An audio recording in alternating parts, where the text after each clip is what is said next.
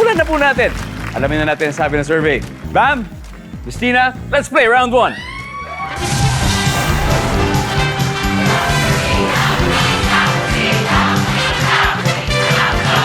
Good luck, good luck. Top 6 answers are on the board. Kung hindi na uso ang kanin, ano kaya ang ipapartner ng mga Pinoy sa ulam? Bam! Mais. Okay! Ang galing, ha? Tingin ko, mukhang swak naman. Tapasin natin yung ano ang ipapartner ng mga Pinoy sa ulam? Pwede naman. Ang sabi ni Bam, pero bago yan, nandito yata mga magulang mo nanonood. Yes, dito ang aking parents. po. Yan. Nandyan ba ang mais? Nandyan! Pero baka makuha niyo mas mataas. Tina, kung hindi na uso ang kanin, ano kaya ang ipapartner ng mga Pinoy sa ulam? Tinapay. Tinapay! Tina for tinapay! Survey said.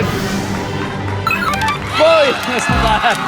Ma'am Tina, pass po or play? Play! Alright, let's play round 1, tutok 24.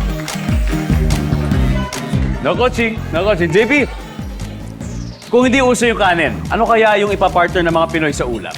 Saging na saba. Saging na saba! Survey.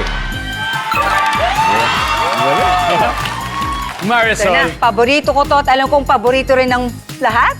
Kamote? Kamote! Survey. Tapos yan. Salima. Feel na feel ko! Bigay mo na. Kung di uso ang kanin, ano kaya pa-partner ng mga Pinoy sa ulam? Salima. Sa tingin ko, Gabi. Gabi. Gabi? Wow. Gabi kaya? Gabi? Gabi, no? Gabi! Hindi lang pang sinigang, Yes! pang lahat ng ulam pa. Everywhere! Gabi! Uy! Close. Hina, kung hindi uso ang kanin, ano kaya ang ipapartner ng Pinoy sa ulam? Patatas. Patatas. Survey.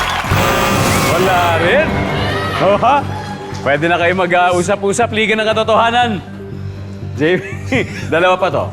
Kangkong. Kangkong. Okay. Okay. Nandyan ba ang kangkong? Wala. Von, ready to steal? Ano kaya? Kung hindi usong kanin, ano kaya ipapartner ng mga Pinoy sa ulam? Kuya Dong, siguro prutas. Das, Darlene. Siguro salad, mga lettuce, ganun. Salad. Salad. Lettuce. Doon tayo sa Pwede, lettuce. pwede. Nico. Pwede. Nung nag-diet ako, wala namamapaklaw ulam. Wala. Kumbaga, no carbs. No carb. Bam.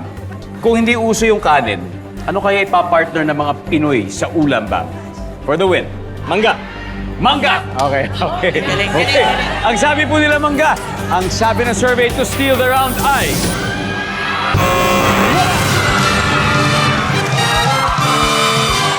Alright, everybody, number 6, please. Pansit! Number 5. Yan. Prutas sana. Yun yung tinatanong natin. Anyway, sa ulo ng mga nagbabagang balita, Tutok 24, panalo agad sa round 1. Meron na silang 81 points habang nag-iisip ng paraan na para bumawi ang liga ng katotohanan.